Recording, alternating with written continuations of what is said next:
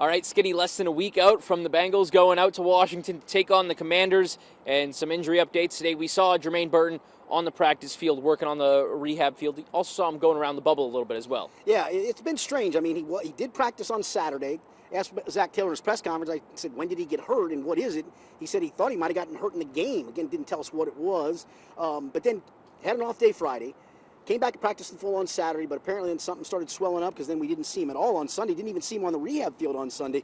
Then today he does do some work on the rehab field. He was in the bubble watching practice. That was a good sign. I guess they're calling it day to day, so I mean maybe as early as tomorrow he's back practicing. Maybe not until next week he's back practicing because we don't know what the injury is and we don't know the extent of that injury. And I guess it's something we're going to find out in the coming days. Well, hopefully it is sooner than later because he's a guy that's been having a great camp so far. He's been applauded for his consistency all that time. So hopefully he's able to come back and continue making plays like he was. Now looking at someone that did come back from injury today, B.J. Hill, good to see him on the field. And he looked explosive. He looked good. Yeah, he did not participate in team stuff. They're not quite there yet, but did get a chance to do some drill work. I mean, he's been dealing with that foot, ankle, whatever, because we saw him back in OTAs in a walking boot and really hasn't done a whole lot in training camp. Time to start ramping things up for him, obviously, to make sure he's a contributor come that opener in Cleveland. And so good first step for him today.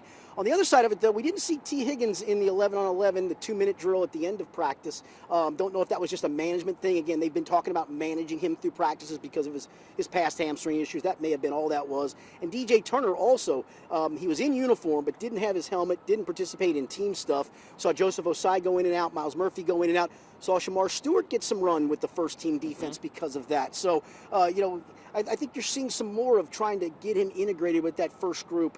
Again, with no Trey Hendrickson, no B.J. Hill, you're going to need a Shamar Stewart to probably step in and give you some meaningful first-team reps. Well, we talked about Shamar Stewart and when we might see him start to get those first-team reps because he was running through the second team. It was only a matter of time. That's finally come. What's your take on the cornerback room? DJ Turner, he now doesn't practice today. This is a thin group so early in camp. It's been weird because he's practiced some when Cam Taylor-Britt and Dax Hill haven't. Those two guys did not play in the preseason opener. Again, Dax coming back from the knee surgery, trying to manage him and, pick your spots with him.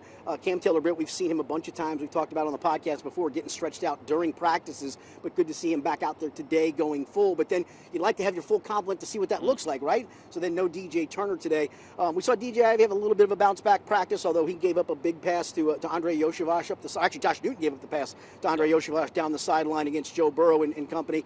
Again, you'd like to see at some point get the consistency of the guys in there. I mean, you're out right now, Geno Stone at the safety spot. So today we saw Tyson Anderson run some with the ones. We've seen Dejon Anthony run some with the ones. We saw P.J. Jules on Saturday get a handful of reps with the ones. Saw Howard Cross on the defensive line come in today, get some reps with the one. In fact, Zach Taylor mentioned him in his press conference. Undrafted free agent. His dad was a tight end with the New York Giants back in their heyday of winning Super Bowls. So he's got a pedigree there, played at Notre Dame. So Al Golden familiar with Howard Cross and a guy who's kind of opened some eyes. I've got a story up on that coming up on local12.com as well. So you can catch that at local12.com/sports. But interesting guy because, he was talking about, my dad played with the Giants. Victor Cruz was an undrafted free agent. He said nobody knew who Victor Cruz was at the time, and he arguably became the most famous undrafted free agent maybe in NFL history. So Howard has seen that come to fruition, and he said coming to a place like the Bengals, who actually, they believe their UDFAs can play. I mean, they treat them just the same. They may not get as many reps as the first and second team guys, but when they get their reps, if they show something, we saw P.J. Jules have an interception Saturday. Very next rep,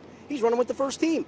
Howard Cross has done enough so far in camp, and the numbers help a little bit with no B.J. Hill in there to get him some snaps, but he got some snaps with the ones. I think that's a positive.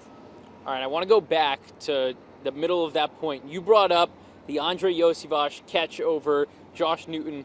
Now, that was a great play. It was a response play for Joe Burrow. That felt like a statement pass from him, and it's because we saw the most rare of rare things that can happen in practice.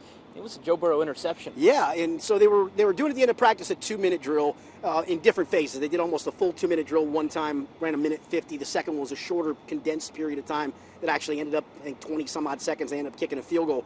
So after Joe throws an interception, Jordan Battle just steps in front of Mitchell Tinsley on kind of an underneath crossing route, goes for a pick six, takes it to the house, and certainly he likes to talk and let everybody know about it, and the defense has celebrated all those things throughout camp. Well, the next period that Joe Burrow got, again, was a drive the field 2-minute warning.